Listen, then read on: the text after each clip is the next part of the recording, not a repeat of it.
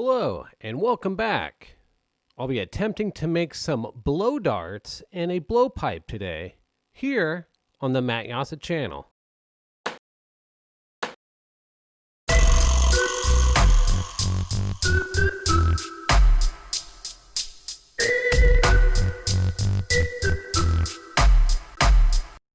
I'm starting out here with 2.5 feet of glass tubing.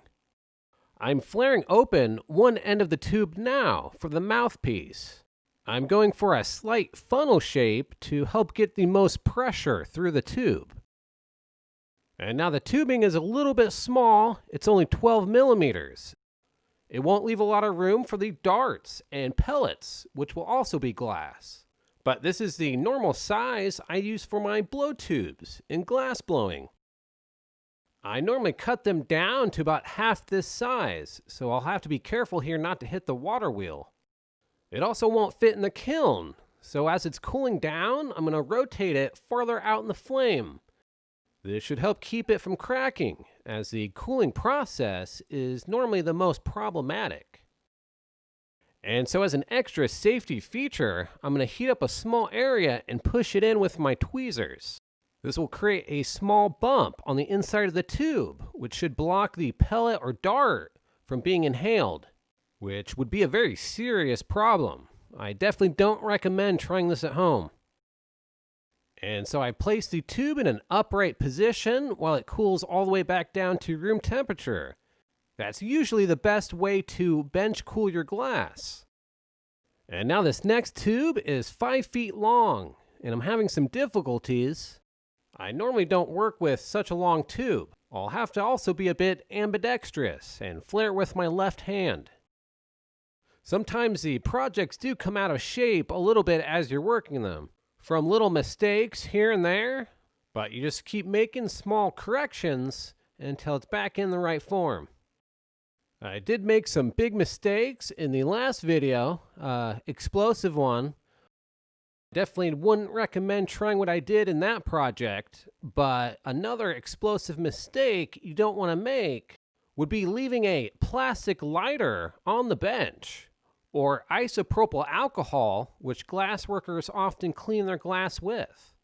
Not only could some hot glass accidentally land on the container, but it could also spontaneously explode being in such a hot environment. And so the 5-foot tube is done. Thumbs up. So I'm scoring this 5 millimeter tubing with some water. I'll add a little bit more water and give it a snap. I'll be using this to create the darts. I'll start out by flaring one end of them, very similar to the blowpipes.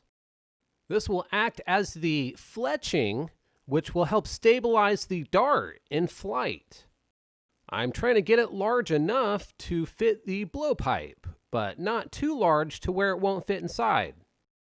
And then I'll mount the other end completely closed, pulling off a little bit of glass to create a sharp tip. I might be able to get it even sharper by pulling little bits of glass out very quickly. And so I'm not sure how well these darts will work. I haven't tested them yet. That's kind of the theme of a lot of my videos. I create and record the project, do the editing and voiceover, and then save the testing for the very last step. It is kind of a big process for one person to handle, but if you're enjoying it, make sure to hit the thumbs up. Don't forget to subscribe and also hit that notification bell. Just watching the videos is one of the best ways to support the channel. And with more support, I can do larger and more interesting projects. But for this project, I'm going to start off on the pellets now. I'm choosing some different colored glasses. This one is called Queen Bee from Troutman Art Glass. It's a heavy reactive color. It has a lot of silver in it, so it's going to produce a very metallic shine. I went ahead and shaped the first half and attached it to a punty. I'm going to start melting and rounding up the back half to shape that also.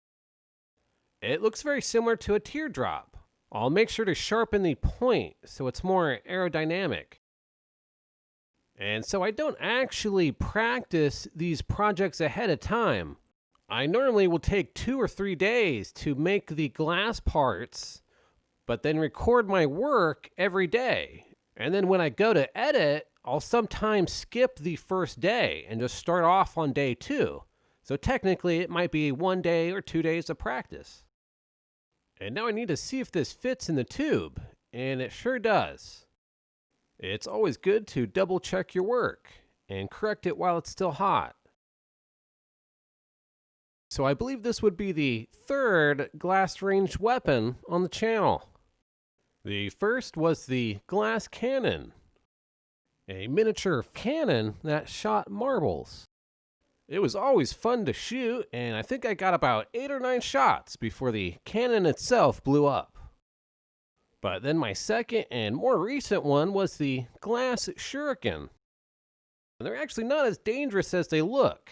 I was practicing them a little bit in my house, throwing them at a foam target. But the next one I want to do for ranged weapons would be glass arrows.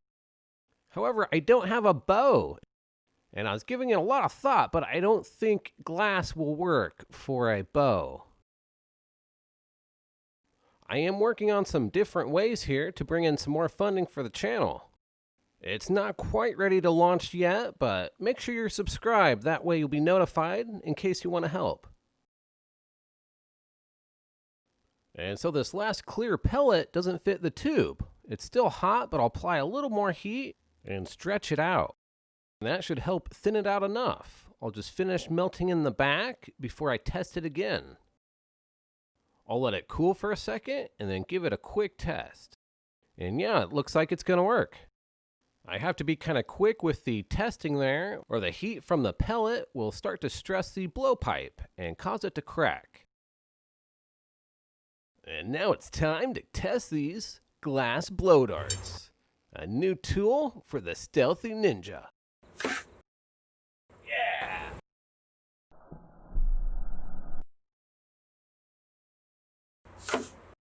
Whoa!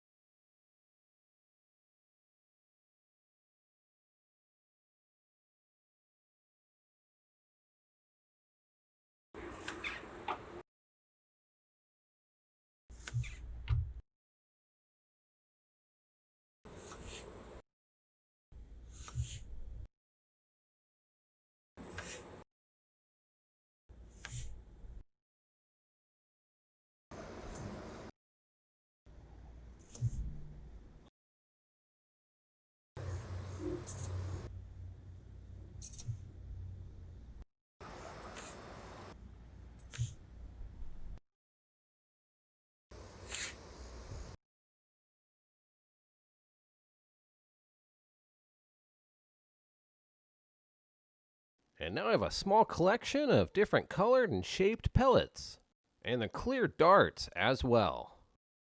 And so we've reached the end of this episode on glass darts here on the Jasa channel.